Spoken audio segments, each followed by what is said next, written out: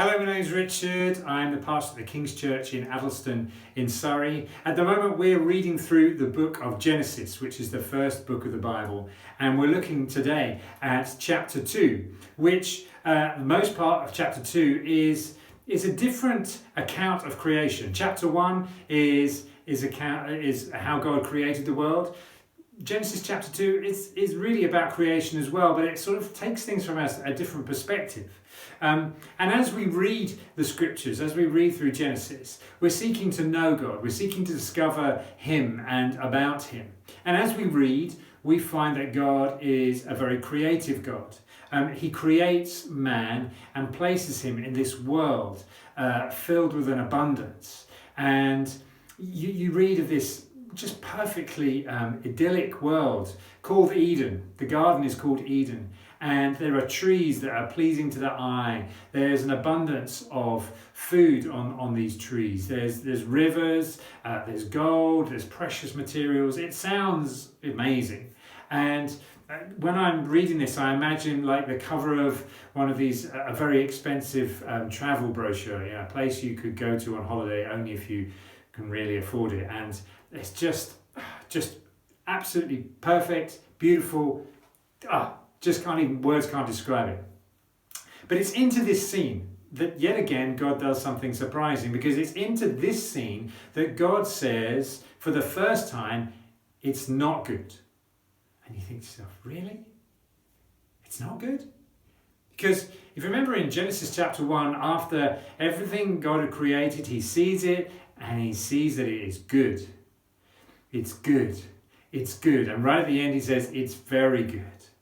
And that's just this repeating thing that happens in Genesis 1. So we have this good, this original goodness which we spoke of in Genesis chapter 1. And then as we read Genesis chapter 2, I'm thinking, this sounds great to me. Sounds amazing. Sounds beautiful. Sounds perfect. Sounds like the place to be. But it's to this place and this situation that God says it's not good. And he says it's not good for man to be alone. It's not good for man to be alone. And actually, for so many reasons, that is true. So the first thing that God identifies that is not good is loneliness. An individual person alone. A person in the singular. God says this is not good. And so God commits to more creativity. And he says, I'm going to make a helper suitable for man. And so he creates birds and beasts in the world. And he brings them to man to name. Now, let's just imagine the scene, just for the sake of it. So imagine the scene. So you've got God saying, hey, Adam. And in fact, he doesn't really need to say Adam, does he? Because there's no one else. So, hey. And Adam kind of goes, hey. And God says, well, Adam, you're looking a little bit down. You're looking a little bit lonely. You okay? And Adam's like, well, yeah, I am a bit down. I am a bit lonely because I'm alone. God says, okay, let me get you something. I'm going to make something. And so he creates a pet cat. And Adam says, no, I think I'm going to call that a lion. God's like, okay, great line. How about this? And Adam's like, wow, that's an elephant. A little bit big, not quite sure where I'm going to put it. God's, okay, how about this? Adam's like, it's quite small. An ant, maybe an ant? Not much use for an ant. Ooh, okay, I'll call that an ant eater. A little bit more practical, but still. Carries on. Next one is giraffe. Again, size is a problem. More skunk. And finally, maybe a dog. And this carries on and on and on. And we go through all the animals. And after every imaginable creature is created, nothing is found suitable. as a helper for man. He's still alone, and that's not good. Now, let's just stop here for a moment and just think, did God really think that man's loneliness could be fixed by some pets? Now, I know there's some serious pet and animal lovers watching, and you may disagree with the scripture on this, but just stay with the message and hear it to the end. But do you really think that God made these animals and created them and that God himself thought that this would fix the problem of man being alone? Or was God giving man himself the opportunity to learn that he needed more than all the world had to offer at that moment?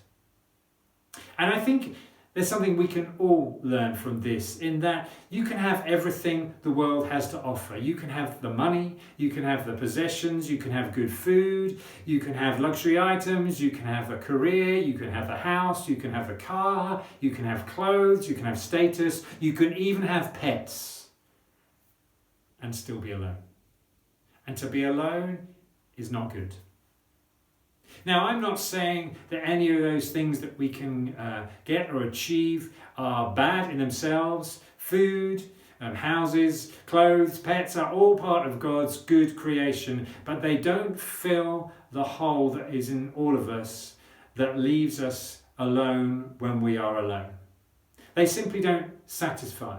A person alone is a person incomplete.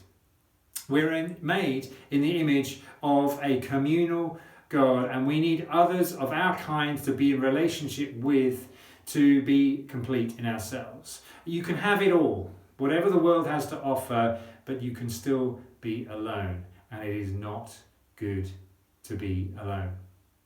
And so anyway, after this, in the story, God makes a woman from a man, and magically, almost, that seems to solve the problem. Man is no longer alone.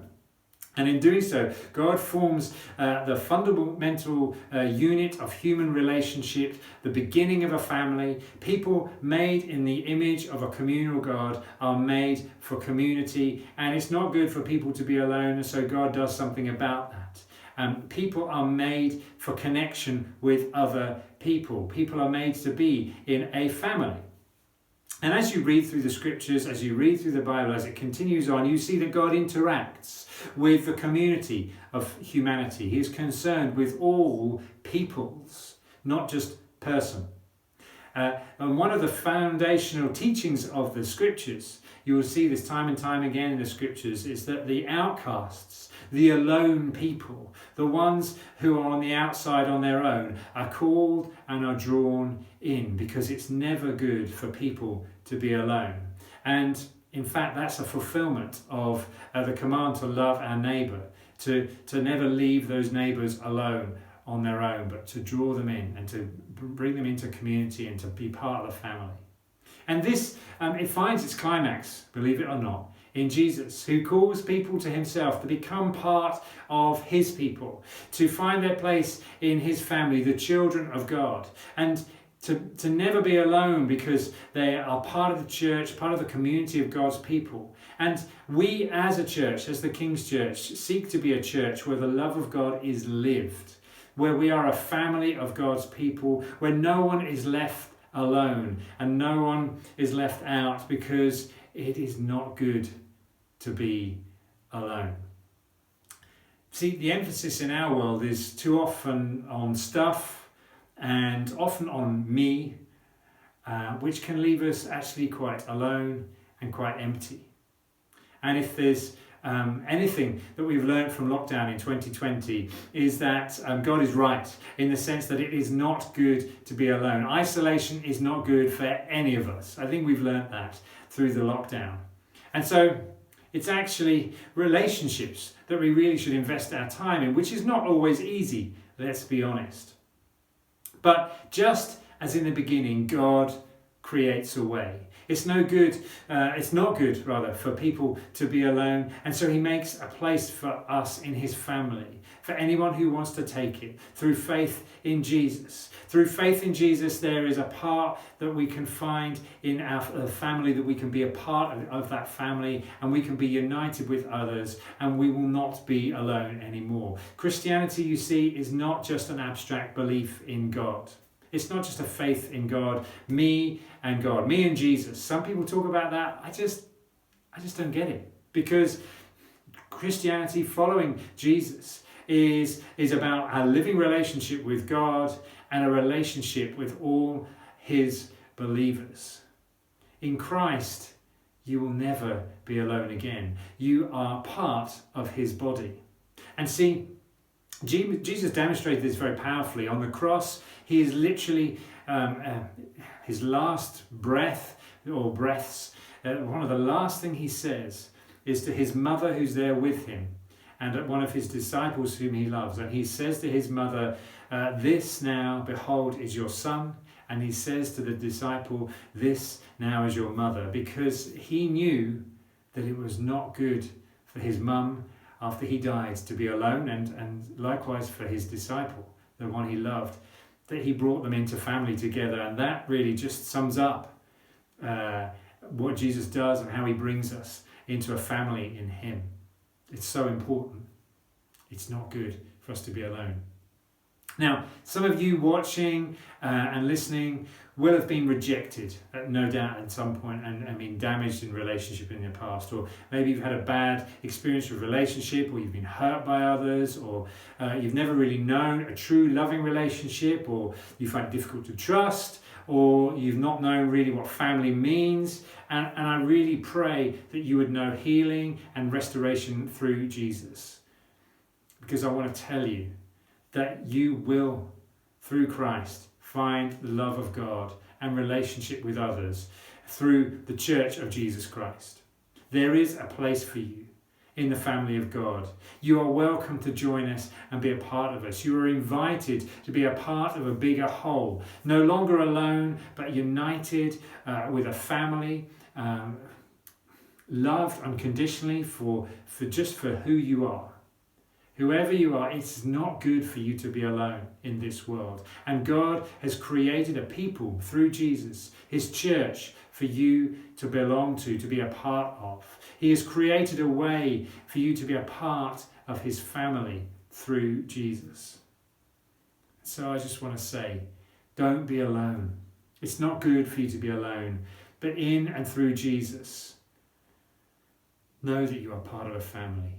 Be joined and be part of his body. Be connected, part of his community, part of his people. Because that is good.